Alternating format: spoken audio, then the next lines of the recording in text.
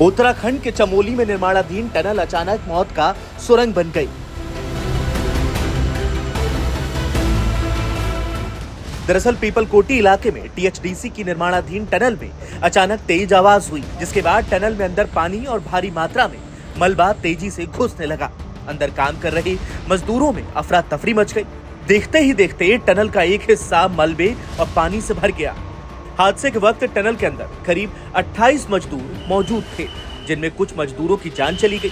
कई मजदूरों के लापता होने की भी खबर है। हादसे के बाद एसडीआरएफ, एनडीआरएफ, आईटीबीपी, पुलिस और प्रशासन की टीमें लगातार रेस्क्यू ऑपरेशन में जुटी हैं। अब समझिए हादसा कैसे हुआ। करीब 3.5 किलोमीटर लंबी इस निर्माणाधीन सुरंग में लगभग 1.8 किलोमीटर अंदर काम चल रहा था। इसी हिस्से में अचानक एक कैविटी यानी पहाड़ के अंदर बनी खाली जगह से पानी और मलबे का तेज बहाव आया। जानकारी के मुताबिक पानी के रिसाव, भूस्खलन और अंदर मौजूद कैविटी हादसे का संभावित वजह माना जा रहा है। हालांकि हादसे की सटीक वजह जांच के बाद ही साफ होगी।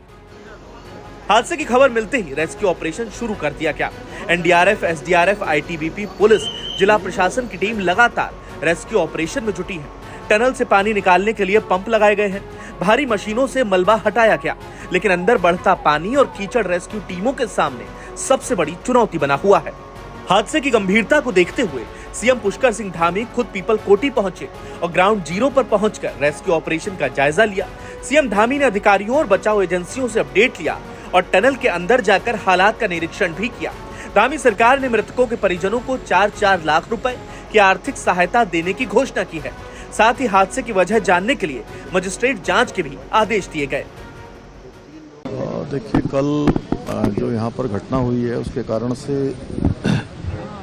जो कुल 22 लोग, ऐसा अनुमान यहाँ पर बताया गया कि 22 लोग कुल काम कर रहे थे और जो गंभीर रूप से घायल हैं उनको यहाँ एडमिट किया है अस्पताल में। और कुछ लोगों के लिए बेस में भी बात की गई है कि बेस में अगर जिनको भेजना है बेस में भेजा जाएगा। और एम्स ऋषिकेश में भी सारी व्यवस्थाएं वहाँ की गई हैं। यहाँ पर बचाव के लिए और खोजबीन के लिए सभी प्रकार की एजेंसियां यहाँ पर हैं। सभी सहायता राज्य सरकार की तरफ से यहाँ की जाती है। पीपलकोटी का यह हादसा उत्तराखंड में टनल से जुड़ी पहली बड़ी दुर्घटना नहीं है। इससे पहले नवंबर 2023 में उत्तरकाशी के सिलक्यारा बडकोट टनल में बड़ा हादसा हुआ था। 12 नवंबर 2023 को निर्माणाधीन टनल का एक हिस्सा धंसा था, जिसमें करीब 41 मजदूर फंस गए थे। इसके बाद करीब 17 दिनों तक रेस्क्यू ऑपरेशन चलाया गया। कई एजेंसियां, कई मशीनें और कई रेस्क्यू प्लान आजमाए गए। आखिरकार 28 नवंबर 2023 को सभी मजदूरों यानी 41 मजदूरों को सुरक्षित बाहर निकाल लिया गया। उत्तराखंड का हिमालयी इलाका बेहद संवेदनशील माना जाता है। यहाँ निर्माण के दौरान कई तरह के जोखिम सामने आते हैं।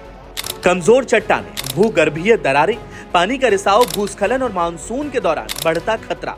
यही वजह है कि टनल निर्माण में सिर्फ इंजीनियरिंग ही नहीं, बल्कि पहाड़ के अंदरूनी बनावट की लगातार मॉनिटरिंग भी बेहद जरूरी होती है। पीपलकोटी हादसे ने एक बार फिर कई सवाल खड़े कर दिए हैं। क्या टनल के भीतर मौजूद संभावित कैविटी को पहले पता लगाया जा सकता था? क्या पानी के दबाव की लगातार निगरानी हो रही थी? क्या आपात स्थिति में मजदूरों के लिए सुरक्षित निकासी का पर्याप्त इंतजाम था? और सबसे अहम, क्या इस हादसे को टाला जा सकता था? इन सवालों का जवाब अब जांच के बाद ही सामने आएगा। फिलहाल पीपलकोटी की सुरंग में जिंदगी की तलाश जारी है। रेस्क्यू टीमें मलबा और पानी के बीच एक एक कदम आगे बढ़ रही हैं। परिवार अपनों के लौटने का इंतजार कर रहे हैं और पहाड़ एक बार फिर इंसानी दखल और सुरक्षा के बीच खड़े सवालों का गवाह बना है। Bureau report, news leader.